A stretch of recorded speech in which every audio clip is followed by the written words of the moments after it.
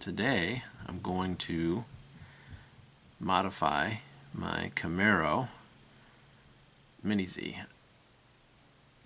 I couldn't decide whether I wanted to modify the Camaro or the Corvette, but I think I'm going to modify the Camaro. And today we're going to start with this rear shock here. And it comes with some extra springs. Looks like some spacers for the springs, for the shocks, and some shock oil. So let's get started.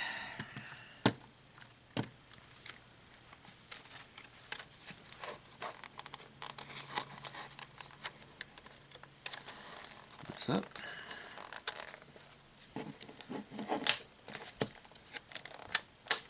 Alright. Instructions. Shock oil. Extra springs.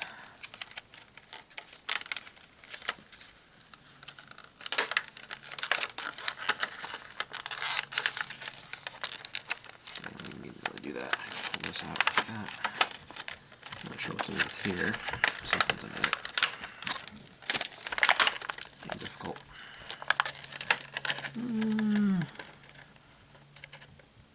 Not sure what that is. Not sure what it is yet, anyway. Before I forget, it's Mini-Z rear oil shock set. And the part number is MZW432.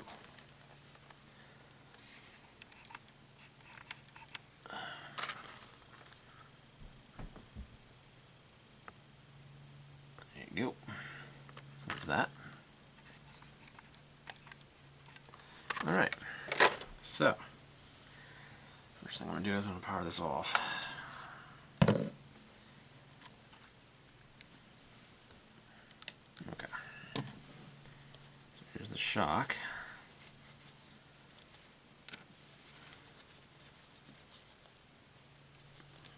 I guess that's all that's in here. For that. Alright.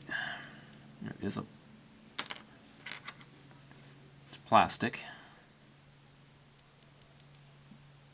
It's definitely plastic. Let's see what we got going on in here. Alright. It's kind of cool. Kind of wish it was metal, but it's alright that it's not. It doesn't bother me that much. Pretty cool. Alright, so once you get the shock off, then you put in the bladder there. I don't know if you can see it or not. There we go. Put that in there. It's got a little rubber bladder. It's in that little. It was in that little baggie. That's all good to go. This bracket right here comes off, and that's what you use this tool for. You're going to put it underneath here in this little slot.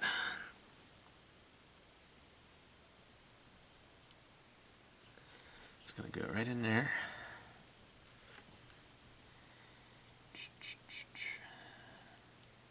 There we go. And it just gives you something to grip. You can take this screw out.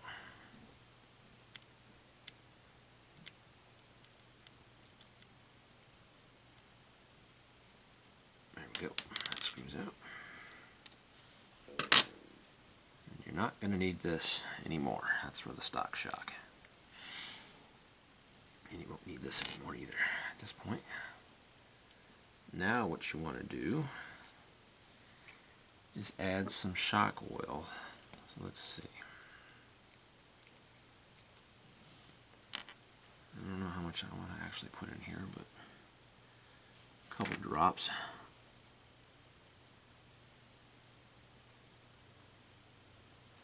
One.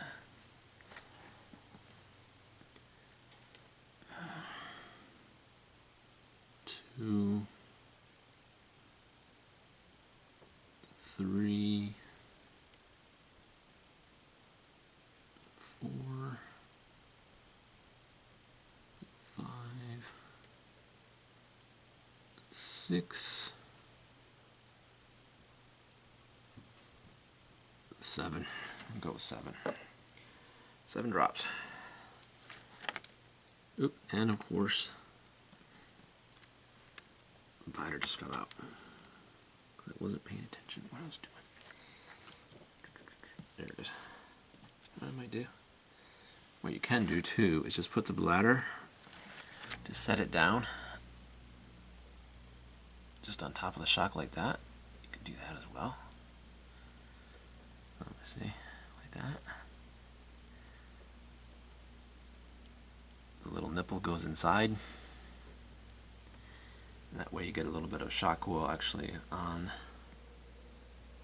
the actual, that way you get some oil on the bladder where you want it to be. And then let's screw this back on. So gently. There we go. I think that's plenty of shock coil. And I can just kind of cycle it a little bit.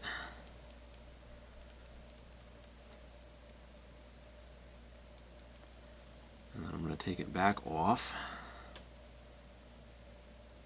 and see if I can't let some bubbles come up.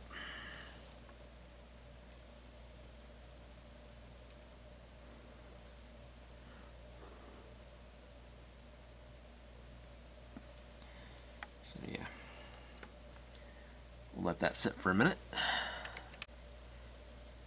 Alright, I was looking at the directions a little closer, and what they want you to do is they want you to fill this all the way up to the top.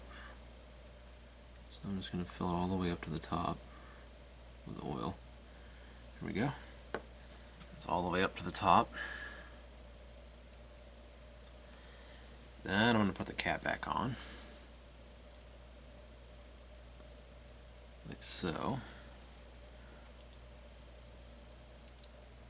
What they're saying is, once you tighten it down, what you want to do is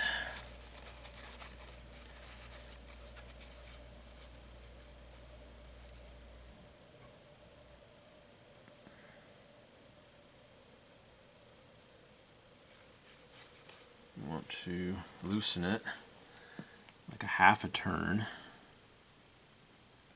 So, I don't know.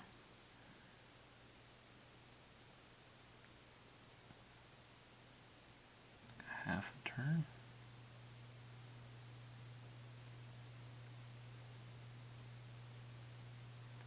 It's like a quarter. That's like a half. And they're saying you want to move the piston all the way up to its shortest position. So basically just kind of move the piston all the way up, and that's going to make some oil come out, and that should have bled the shock. Let me just tighten it back down. I wasn't going to do this because it makes a mess, but for those of you that have never bled a shock before, I kind of have a rough idea how much oil to put in it, but I'm just going to do it the way it says to do it, because that's the way it says to do it for those of you that have never done this before, and it'll just be easier for you guys if I do it the way the directions say to do it. It actually does feel better. Yeah, it does feel better. Yeah, it feels a lot better. The way I did it, it felt okay, but the dampening feels a whole lot better. So I'm going to cycle it a few times. There we go. I'm going to take the cap back off because I want to, of course now it's all slippery. There we go. Even after wiping it off, it's still slippery. I don't want any oil to come out, so I just want to be careful. hold the shock at a 90 degree angle. As I'm doing this, I'm going to take the bladder off. Okay. Now what I want to do is let these air bubbles rise to the surface. So find something that you can set the shock on. I'm going to set it on that. Well, I think, there we go. I just have to get the light to hit it. There we go. So that's got to be facing up. Alright, so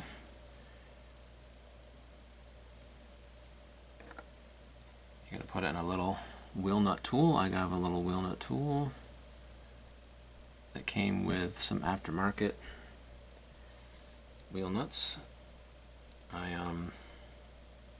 For whatever reason, Kyosho doesn't give you a wheel nut removal tool. Not sure why they don't, but they don't. So put that in there. I have a 5.5 millimeter nut driver that I'm going to put this in, like that. So that'll hold it.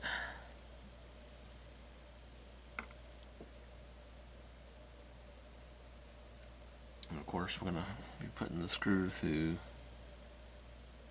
the lower hole here.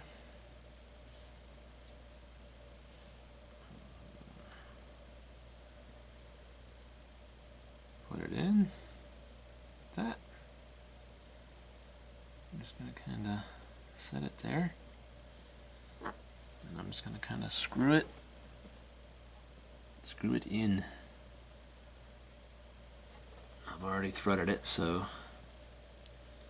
it makes this a little easier. I've already pre-threaded the threads on it. There we go. And that's all there is to that. Pop it out. Oh, you know what I didn't do? That's good that I made that mistake, because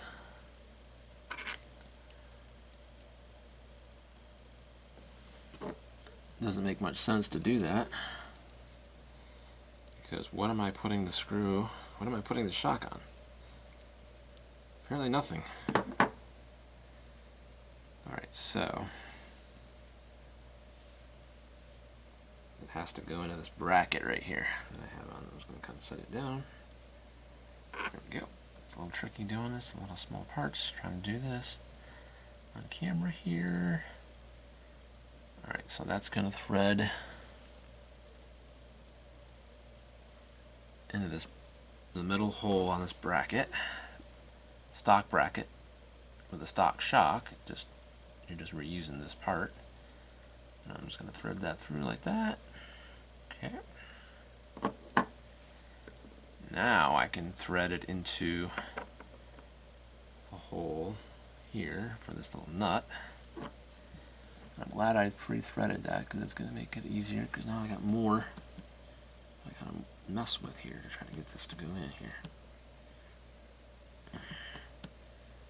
So it's a little tricky. I'm glad I have this nut driver, because good grief. Alright, I can over tighten it. Alright, that ought to do it. Yep. Right. I'll get a little tighter without using the nut driver. Just see if I can get it. Just a little bit. Just a little bit. And there you go. And that part is done. And that is what that looks like.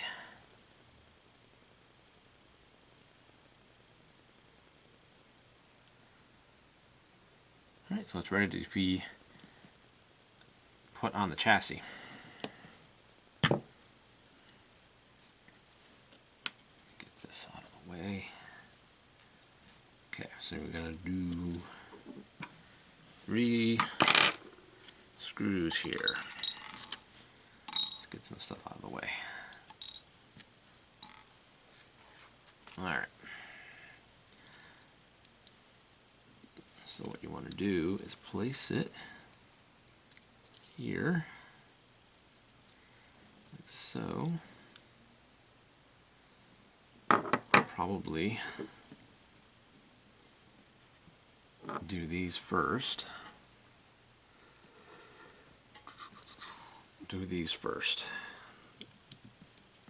I'm not gonna tighten them all the way. I believe these are all the same size screws anyway. I'm not gonna worry about. Yeah, these are all really the same size. Yeah, these are all the same size screws. So I'm just going to put them in like, come on, halfway. Of course I'm dropping stuff, so there we go. Just tighten that down. Like halfway. There we go. And then the trickiest part is to get this lined up. Because this part moves. The rear end here moves. So I'm going to kind of hold the rear end like that so it's actually straightening itself out. I should be able to get this screw to go in. Should be able to. There we go. Alright, I think that's... Alright, that looks a lot better. That's how it's supposed to look. I had actually installed the shock on top of the bracket instead of underneath the bracket.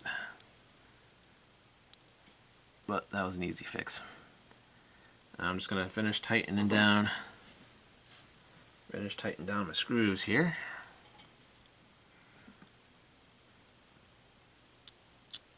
Alright. Snug them up.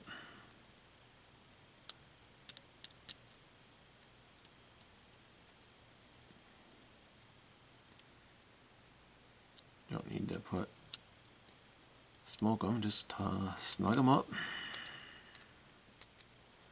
Snug them up, snug them up. There we go. That's all there is to it.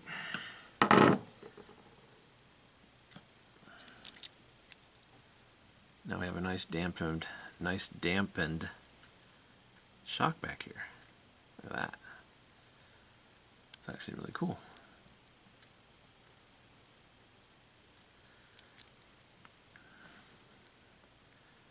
Turned out pretty good.